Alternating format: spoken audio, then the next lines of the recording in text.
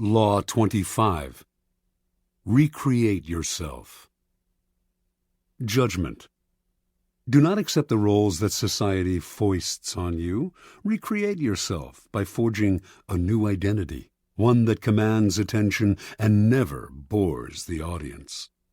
Be the master of your own image rather than letting others define it for you. Incorporate dramatic devices into your public gestures and actions. Your power will be enhanced and your character will seem larger than life. Observance of the law.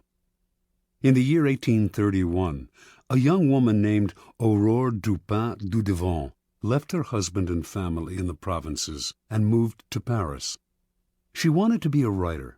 Marriage, she felt, was worse than prison, for it left her neither the time nor the freedom to pursue her passion. In Paris, she would establish her independence and make her living by writing. Soon after Dudevant arrived in the capital, however, she had to confront certain harsh realities. To have any degree of freedom in Paris, you had to have money. For a woman, money could only come through marriage or prostitution. No woman had ever come close to making a living by writing. Women wrote as a hobby, supported by their husbands, or by an inheritance. In fact, when Dudevant first showed her writing to an editor, he told her, "You should make babies, madam, not literature." Clearly, Dudevant had come to Paris to attempt the impossible. In the end, though, she came up with a strategy to do what no woman had ever done, a strategy to recreate herself completely, forging a public image of her own making. Women writers before her had been forced into a ready-made role, that of the second-rate artist who wrote mostly for other women. Dudevant decided that if she had to play a role, she would turn the game around. She would play the part of a man. In 1832, a publisher accepted Dudevant's first major novel, Indiana. She had chosen to publish it under a pseudonym, George Sand, and all of Paris assumed this impressive new writer was male. Dudevant had sometimes worn men's clothing before creating George Sand. She had always found men's shirts and riding breeches more comfortable. Now, as a public figure, she exaggerated the image. She added long men's coats, gray hats, heavy boots, and dandyish cravats to her wardrobe. She smoked cigars and in conversation expressed herself like a man, unafraid to dominate the conversation or to use a saucy word. This strange male-female writer fascinated the public, and unlike other women writers, Sand found herself accepted into the clique of male artists. She drank and smoked with them, even carried on affairs with the most famous artists of Europe, Musset, Liszt, Chopin.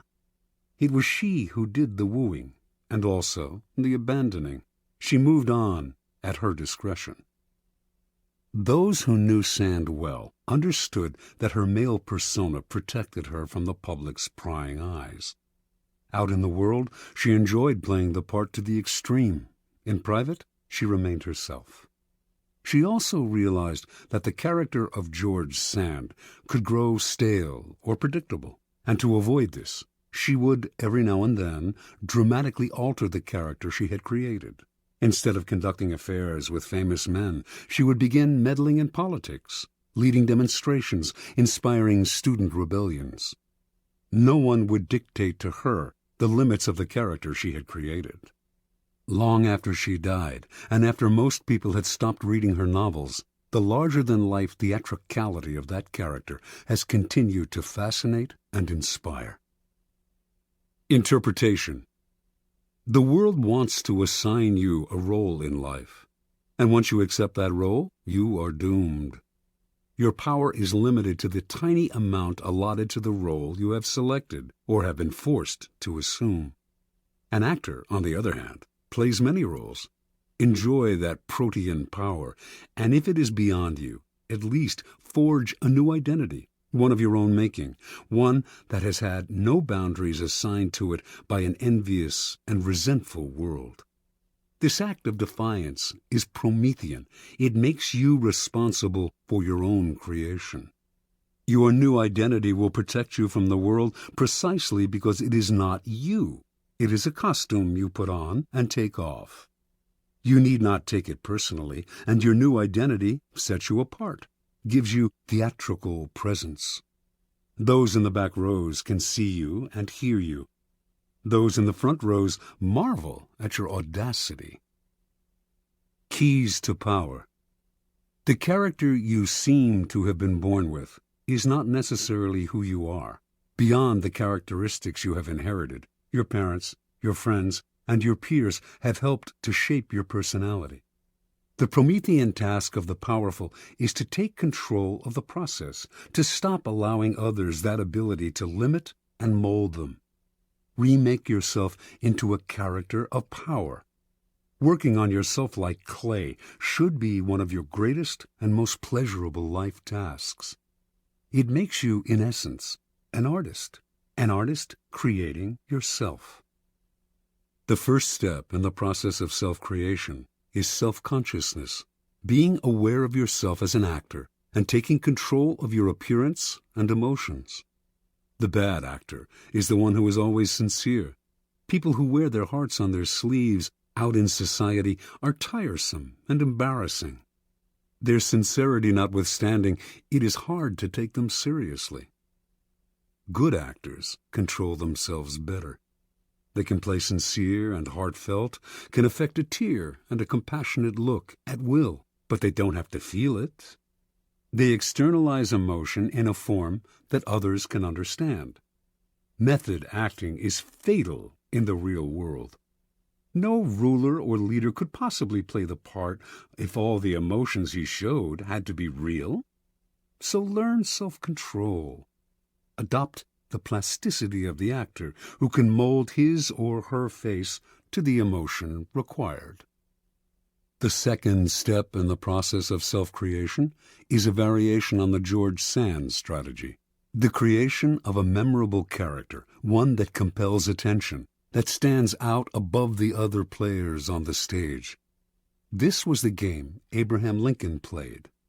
The homespun, common countryman he knew was a kind of president that America had never had but would delight in electing. Although many of these qualities came naturally to him, he played them up, the hat and clothes, the beard. No president before him had worn a beard. Lincoln was also the first president to use photographs to spread his image, helping to create the icon of the homespun president. You must appreciate the importance of stage entrances and exits. When Cleopatra first met Caesar in Egypt, she arrived rolled up in a carpet, which she arranged to have unfurled at his feet. Your own entrances and exits should be crafted and planned as carefully. Remember that overacting can be counterproductive. It is another way of spending too much effort trying to attract attention. The actor Richard Burton discovered early in his career that by standing totally still on stage, he drew attention to himself and away from the other actors. It is less what you do that matters clearly than how you do it. Your gracefulness and imposing stillness on the social stage count for more than overdoing your part and moving around too much. Finally, learn to play many roles, to be whatever the moment requires. Adapt your mask to the situation. Be protean in the faces you wear. Bismarck played this game to perfection. To a liberal, he was a liberal. To a hawk, he was a hawk. He could not be grasped, and what cannot be grasped cannot be consumed.